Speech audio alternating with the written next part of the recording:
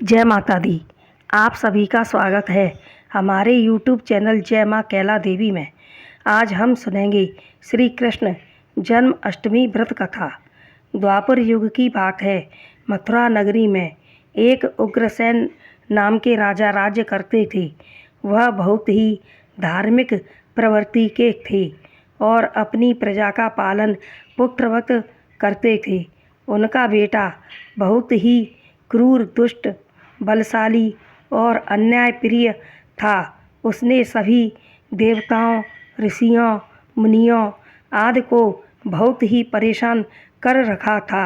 उसका नाम कंस था।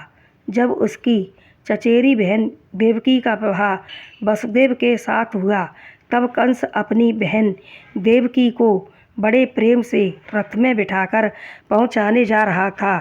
तभी एक आकाशवाणी हुई कि कंस, जिस बहन को तू इतने प्रेम से पहुंचाने जा रहा है, उसी के 8वें गर्भ के द्वारा तेरा अंत होगा। तब आकाशवाणी सुनकर उसने कहा कि मैं देवकी को अभी मार देता हूँ, और उसने तलवार निकाल ली। जिससे यह मर जाएगी तो गर्भ कहाँ से आएगा। यह सुनकर वसुदेव ने कंस से कहा कि हमारी जो भी औलाद होगी हम तुम्हें देते जाएंगे। तब कंस ने सोचा कि मुझे इसके पुत्र से खतरा है, इससे नहीं। उसने वसुदेव और देवकी को हथकड़ी और बेड़ी पहनाकर जेल में डाल दिया, और उसने अपने पिता राजा उग्रसेन को भी जेल में डाल दिया और स्वयं सिंहासन पर बैठ गया। देवकी ने अपनी प्रथम संतान को जन्म दिया। वादे के मुताबिक वसुदेव अपनी औलाद कंस को देने ले गए और कंस से बोले कि यह तो देवकी का प्रथम गर्भ है, इससे आपको क्या भय। तब कंस ने पुत्र को लौटा दिया। यह देख देवता भगवान विष्णु की शरण में गए, और उसी समय नारद जी का भी विष्णु लोक में आगमन हुआ।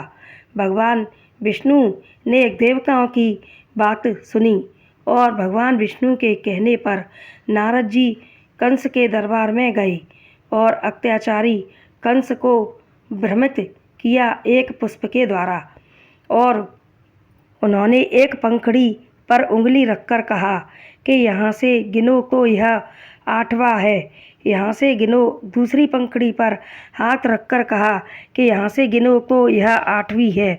इस तरह सभी पंखुड़ियों पर उंगली रखकर बताया और कहा कि न जाने कौन सी 8वीं है। तब कंस ने सोचा पता नहीं यही 8वां हो। तब नारद जी बोले, तुम खुद समझदार हो, और नारायण नारायण कहकर वहाँ से प्रस्थान किया। कंस ने उस बालक को मंगा लिया और मार डाला। वसुदेव अपनी संतान कंस को देखते और वह मार डालता। इस प्रकार कंस ने जब 7वीं संतान माता देवकी के गर्भ में आई, तब सब देवताओं ने भगवान विष्णु से प्रार्थना की कि भगवान विष्णु ने देवी से प्रार्थना की।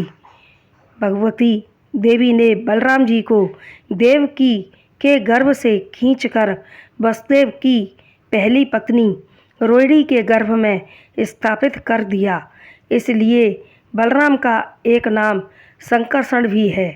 जब भगवान श्री कृष्ण देवकी जी के गर्भ में आते हैं, तब चारों ओर प्रकाश ही प्रकाश और चारों ओर खुशहाली ही खुशहाली छा गई। जब भगवान श्री कृष्ण का जन्म हुआ, तब फिर आकाशवाणी हुई और कहा कि हे वसुदेव, अपने इस पुत्र को गोकुल में अपने मित्र नंद बाबा के यहाँ छोड़ आओ, और उनके एक कन्या ने जन्म लिया है, उसे ले आओ। जैसे ही आकाशवाणी हुई, वसुदेव की हथकड़ी बेड़ी खुल गई। पहरेदार गहरी नींद में सो गए। तब वसुदेव भगवान श्री कृष्ण को सूप में लिटाकर यमुना के पार अपने मित्र नंद बाबा के यहाँ ले गए, और वहाँ से जो माता यशोदा के कन्या उत्पन्न हुई थी उसको ले आए। जैसे ही वसुदेव ने जेल में कदम रखा वैसे ही अकड़ी बेड़ी पहले की तरह यथावत लग गई और कन्या जोरों से रोने लगी। कन्या की आवाज़ सुनकर पहरेदार जाग गए और राजा कंस को बुलाया। कंस भागता हुआ आया। जैसे ही उसने कन्या को देखा वह स्तब्ध रह गया।